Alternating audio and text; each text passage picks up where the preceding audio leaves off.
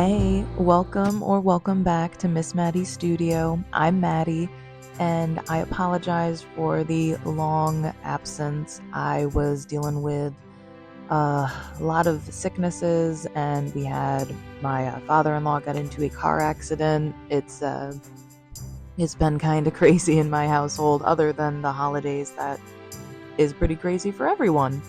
So to start off the new year, Happy New Year, everyone. Can't believe it's 2025. Jesus. To start off this new year, I am going to be finishing some projects that I did at some point in 2024 and never finished.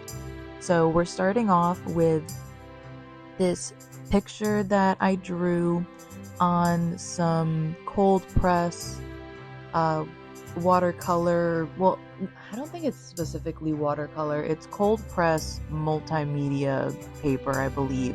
It might be watercolor. I paper specifically, I can't remember. But I really love the way that it works with my alcohol markers.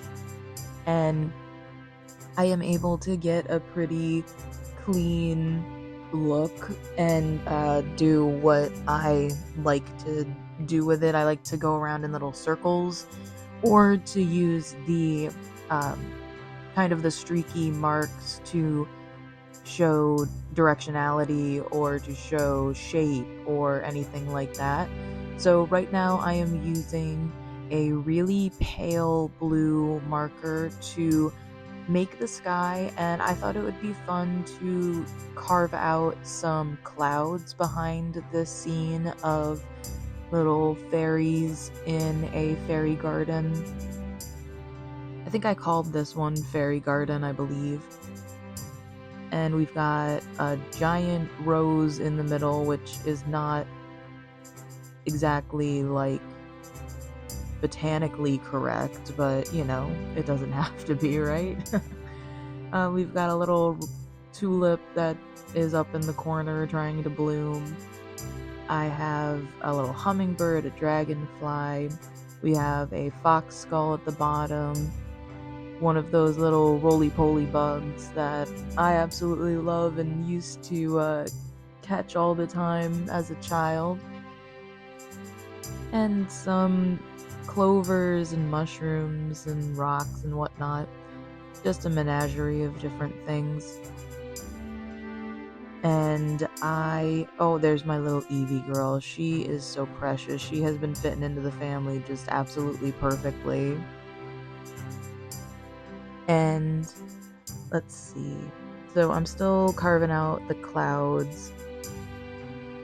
And I wanted to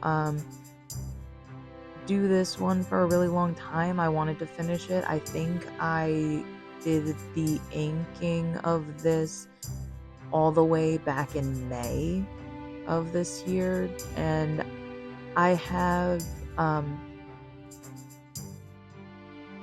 colored this digitally, but I really didn't like the way that it came out.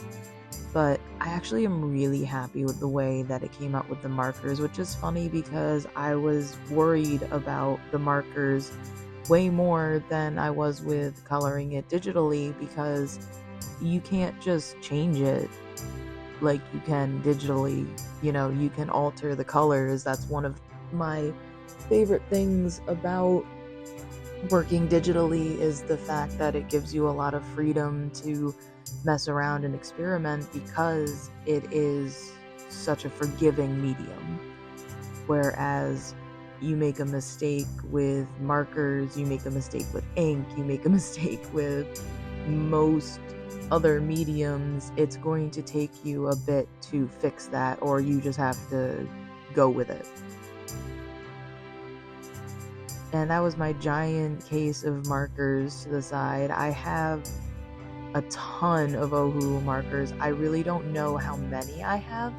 I believe Babe bought me my first set of Ohuhus, and I think it was the 84 pack of the basic brush marker colors. Oh, and Evie wanted to come hang out again, and stay on my lap while I was coloring, which worked for a little bit, but she's so wiggly. She never wants to stop moving. She just wants to see what I'm doing, and I was worried she was gonna eat my marker because she is still a baby, and she she's a little raptor puppy at the moment. She's in that phase. I apologize if I sound a little out of it. I am still pretty sick. The last thing is this brain fog that is kind of making it hard to do a voiceover, but I really wanted to get back on my schedule for the new year. I'm very disappointed that I wasn't able to keep up with it at the end of the year like I had hoped, but I needed to give myself some patience and some grace and some gentleness, and realize that it's okay to take breaks, especially when I was going through a lot of stuff mentally, physically, health-wise. A lot of stuff was happening in my home. It was a lot of chaos, and we did have a really great Christmas Eve. I hosted a family get-together, which was the first time I've ever hosted anything, and it went better than I could have ever imagined. I had made a bunch of art things for my family, and everyone really loved it, which is always, well, for me, it's always a little nerve-wracking when I make a surprise gift for a family member, because I'm not sure, how they're going to react. And, I had made something of a pet that had passed for one of my family members, and that's always a little bit of a touchy subject. It can, make people remember all the painful feelings of losing a beloved pet, but she ended up really loving it, so I was really glad. And everyone, I wasn't really expecting many gifts for myself. Maybe, one or two little thing, but people had gotten me stuff kind of before Christmas time, for Christmas kind of deal. So I wasn't expecting anything, but then I was very, very surprised by receiving a bunch of really lovely elephant things and some really lovely handmade cards from my niece, and oh gosh, it was just so lovely to hang out with everyone. It's been so long since my family's been able to be all together for a Christmas, because we've all lived hours away from each other and sometimes in completely different states, and none of us really have the funds to fly to different states, or it was very challenging to get together for holidays. So this year was the first year that we were all close enough and able to, and it was absolutely wonderful. I couldn't have asked for any better. And I think most of it, like my son, absolutely had a blast. He got a new Xbox for Christmas, so he was thrilled. And some other really cool things too for him, and Babe got some really wonderful things, and it was just, I hope everyone else, I know Christmas can be hard for some people. It's very hard for me every year. Just the holidays in general are just very challenging. So I know it's hard for a lot of other people too. So I hope if it was a hard year, I hope you were just able to be gentle with yourself and rest, if you couldn't enjoy the holiday, at least I hope it was restful for you. And the only part of this illustration, let's get back to talking about that. The only part of this illustration that I'm not happy with are the bones. They're just way too peachy orangey color. They're like flesh toned instead of bone colored, and I don't think it even reads as much on camera as like peachy as it does in real life. But I don't have a good bone color. I couldn't find one that I found all the colors that I thought might be bone colored, and that's what I went with, and they didn't quite work, but that's okay. I mean, it's a small detail in a pretty large illustration, and it's not that bad, honestly. It's so nice here today where I am that I was able to open the window for the first time in forever, and it's so nice hearing the birds chirp, and it's not so nice hearing all the cars go by because I am kind of close to a pretty main road, but you know, I do live in a more city area. Not what I would prefer, but this is where we had family and a home, and it's a lovely home, so we can make it a lovely house, right? Right. And it's a blessing just to have a home. Let's see. So I got all the greens done, and I got the brown done. Oh, and I love that case. Babe got that case for me when he got me another pack of the Ohuhus. I think I have 3. I have 2 or 3. And I honestly can't remember. I have all of the brush nibbed ones, except for I believe they made like a new pack that I think they made a new pack in like 2023 maybe that I have not gotten, but I did get the pastel brush nib set that they did, and I got the regular big, like I don't know if it was the biggest. I think it was the biggest set that they did, which was like 126, I believe it was. I think. Can't remember. It was a long time ago, and that short-term memory of mine. Yeah. No, I decided to make the dragonfly red because I just love red dragonflies. I think they're so beautiful, so striking. You can always see them, you know. I decided to give the fairies a bit of the Fantasia look, where they all have, you know, different brightly colored, not naturally colored skin and similarly colored hair usually.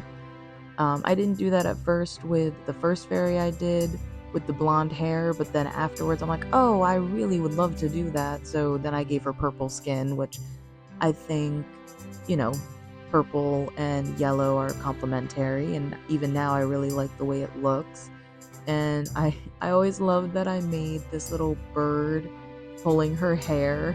I don't know why she's being bullied by a bird, but you know, she is. So there's that. I'm trying to think if there's any little details that are hard to see that I should be pointing out. Oh, with this hummingbird, I really wanted to make it look like that. Oh goodness, what's the name of it? That really gorgeous hummingbird that has all of those beautiful colors. Hold on, let me look it up real quick. I know.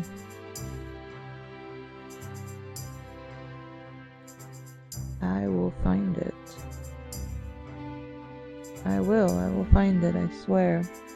Yes, there it is. Well, that doesn't tell me the name of it, that just shows me a picture of it.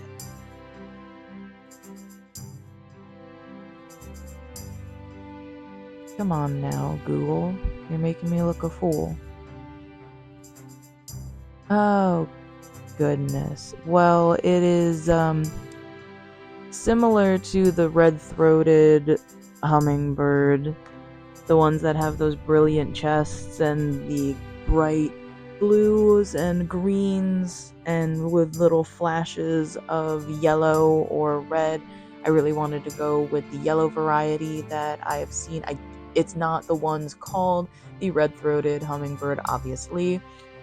I just cannot, for the life of me, find the actual name of it. They all just say hummingbird. So, yeah. I really like that little fairy. I think she's my favorite, the one that I gave the blue hair to. Even though you barely see her actual face or anything, I think she is my favorite. Just making her little shrine to the fox skull and bones down there. And it is supposed to be a fox. I found a fox skull when I was a child. I was about, I want to say 10 when I found it. And I named it Fluffy, and I brought it home from the wilderness, and I soaked it in a disinfectant, and then I sealed it with clear nail polish because my mother told me that it was gross and diseased. And so in my little brain, I figured if I soaked it in a bleach and water disinfectant solution that I made and sealed it with the clear nail polish, then she couldn't tell me that it was gross because I cleaned it. I got rid of all of the dirt and bacteria, right? And now it's sealed off, so no one could say anything. And it worked. I got to keep it for years.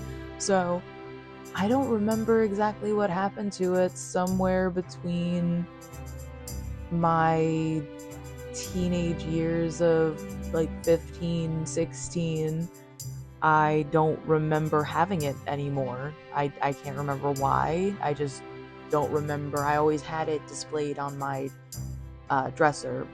I always had displays on every dresser. I am a maximalist. You should see my room now. I mean, you've seen glimpses of it, but I am definitely the definition of a maximalist. My room is inspired by like Howl's room in Howl's Moving Castle, where everything is everywhere.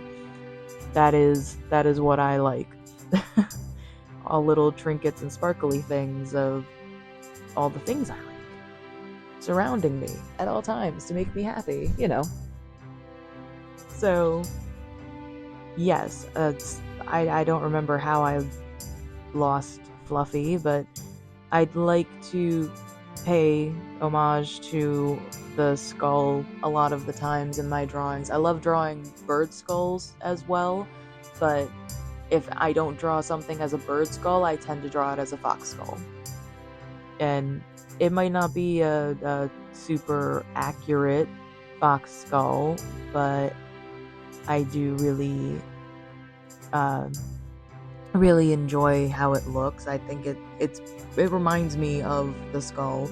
Maybe not the back part as much. I'm not sure why nothing is happening in the picture. Oh, I think I was trying to figure out what colors I wanted to do for the rose, and it ended up being more off screen than I had thought. Okay, well, let me take a drink real quick. For the rose, I didn't want to go with the typical reds or really saturated pinks that I typically go for. I wanted to go for more of a dusty pink color, which is this marker perfectly. I think that its name should be Dusty Pink. But, I didn't name them. And I love that it's the focal point of this piece. It's funny because originally this piece was supposed to be like the rose painting that I did a couple months ago now. And that was the blue background with the pink and purple roses all over them with the really graphic outlines. it was supposed to be similar to that, which is why I did the rose right in the middle of the page like this. But then once I was finished with the rose, I had decided that I was just going to make it the focal point of a little garden scene, and everything kind of was built up around it, which was a little challenging, seeing as I didn't come into this with any kind of, plan. It makes a lot more sense to plan your illustrations, and sometimes I do that, and sometimes I just go with the flow of creation and see where my pen leads me. And sometimes that works, and sometimes that creates abominations. But what is art without a little ugly experimentation, right? You have to make ugly art to make good art. Oh, gosh. I mean, it's true though, so So I am going in and just detailing the petals of the main rose. I am done with everything else. I don't think I go back. No, I don't go back and tweak anything at this point. I do love with acrylic markers the fact that you can overlay with the same color and it makes it darker. It can build upon itself. So you don't have to go and get like a shade color or anything like that. You can typically just use the same color as long as you didn't oversaturate your painting or illustration to begin with the marker, then you're able to build upon it. And it is really nice how it just crisps up all of those lines that I made. I feel like you can see the illustration so much more now. So here is finished, and I'll give you a little bit of a better look at it. My fairy garden, which, if you can tell, the blue fairy is the same blue as the sky. She is meant to be blending in a little bit. Hey, behave. I apologize. My little Eevee was hanging off of Chucky's ear. And so we are going to be wrapping it up. Thank you for watching today's video. Thank you for being patient with me and the fact that I was absent for so long. Here's a little other bookmark that I made in the meantime. This was all free-handed with a pen with also no planning. Please remember to like and subscribe. It really helps. And all of my links are in the bio. And bye!